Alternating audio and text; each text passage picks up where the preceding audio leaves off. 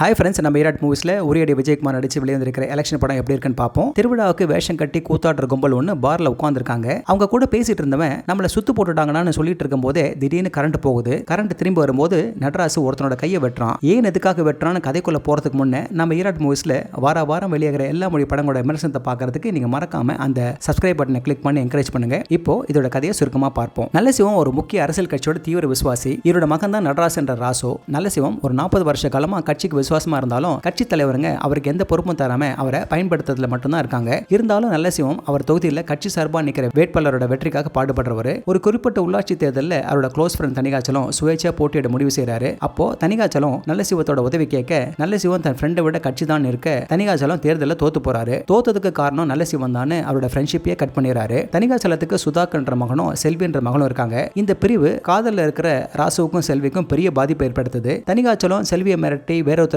கல்யாணம் பண்ணி வெளிநாட்டுக்கு அனுப்பி வச்சிருக்காரு. ராசு உடைஞ்சு போறான். இந்த நிலையில நல்லசிவம் வர பஞ்சாயத்து தேர்தலில் நிக்கிறதுக்காக கட்சி கிட்ட கேட்டும் கட்சி வேற ஆளை நிறுத்த நல்லசிவம் உடைஞ்சு போறாரு. இந்த நேரத்தில் ராசுவோட மாமா தேர்தலில் ராசு நிக்க போறான்னு ஊர்ல பரப்ப கை கட்டி நின்னவங்க எல்லாம் நமக்கு எதிராக தேர்தலில் நிக்கிறதான்னு ஒருத்தன் ராசுவை சீண்ட வீம்புக்குன்னு ராசு சுயேட்சையா தேர்தல் இறங்குறான். அரசியல் எனக்கு தெரியாதுன்னு சொல்ற ராசு ஆள் பலமும் பணபலமும் இருக்கிற காலத்துல அவன் சந்திக்கிற பிரச்சனைகளும் இழப்புகளையும் மீறி தேர்தலில் ஜெயிக்க முடிஞ்சதா என்பதுதான் இந்த படத்தோட மீதி கதை. உள்ளாட்சி தேர்தல் வரும்போது கிராமங்களில் நடக்கிற உக்கிரமான அரசியல் சண்டைகளை ஏதோ பக்கத்துல இருந்து பார்க்குற மாதிரி செதுக்கி அதை நல்ல ஒரு அரசியல் த்ரில்லரா இயக்குனர் தமிழை பிரசன்ட் பண்ணியிருக்காரு. இந்த மாதிரியான ஒரு கதையை கொடுக்கறதுக்கு அந்த ப்ராசஸை அவங்க கூடவே இருந்து கவனிச்சிருக்கணும். நல்ல சிவத்தோட விசுவாசம், நண்பனோட துரோகம், சூழ்ச்சி, சந்தர்ப்பவாதம், அதிகாரம்னு அரசியலுக்கு தொடர்புடைய அத்தனையும் வெளிப்படுத்திருக்காரு. இதுல அதிகாரத்துக்கான போட்டியில் ஈடுபடுற பலவிதமான வேட்பாளர்களை அழகா காட்சிப்படுத்திருக்காங்க. தங்களோட குடும்பத்தை சார்ந்தவங்க மட்டும்தான் பதவிகள் இருக்கணும்னு நம்புறவங்க முதற்கொண்டு பதவின்னு ஒன்று இருந்தாதான் நாம கவனிக்கவே படுவோம்னு இருக்கிற ஒடுக்கப்பட்ட வகுப்பினர் வரை பார்க்கலாம். மேலும் கட்சியோட சீனியர் பதவியில் இருக்கிறவங்க எப்படியெல்லாம் பயனடைகிறாங்கன்றதை காட்டுறது மட்டும் இல்லாம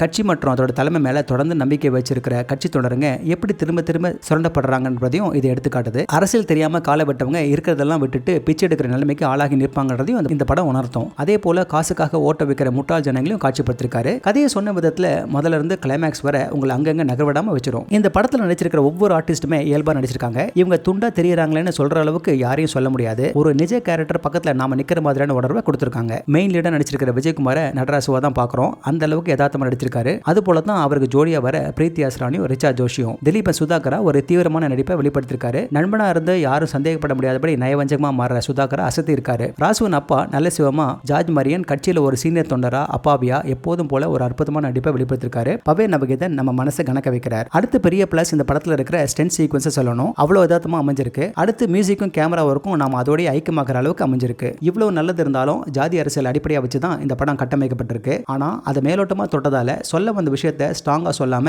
போக போக அப்படியே மாச ரீச் பண்றதுக்காக தேவையில்லாத சாங்ஸும் கிளைமேக்ஸ்ல அறிவா வெட்டுமா முடியுது. அதிகார வர்க்கம் அறிவால் எடுக்காம சதுரங்காட்டத்துல காய நகர்த்துற மாதிரி ஆளை சாய்க்கும் போது ஒடுக்கப்பட்டவங்க கையில கடைசியில அறிவால கொடுக்காம சதுரங்கத்துல அவங்களும் இறங்கி ஆட்டம் போடுற மாதிரி அமைச்சா சிறப்பா இருக்கும். எது எப்படியோ நமக்கு ஒரு தீவிரமான அரசியல் த்ரில்லர் கிடைச்சிருக்கு. ஆனா இது எல்லாருக்கும் பிடிக்குமான்னு கேட்ட சந்தேகம் தான். முதல் சீன்ல கையை வெட்டும் போதே வெளியிடுவாங்க. அதே சமயம் உங்களுக்கு பொலிட்டிக்கல் த்ரில்லர்களை பிடிக்கும்னா நீங்க மிஸ் பண்ணவே முடியாத படம் இது. ஓகே ஃப்ரெண்ட்ஸ், இதே போல இன்னொரு சுவாரஸ்யமான பட விமர்சனத்தோட சந்திக்கிறேன். இந்த விமர்சனம் உங்களுக்கு பிடிச்சிருந்துச்சுன்னா உடனே லைக் பண்ணுங்க, ஷேர் பண்ணுங்க. நன்றி.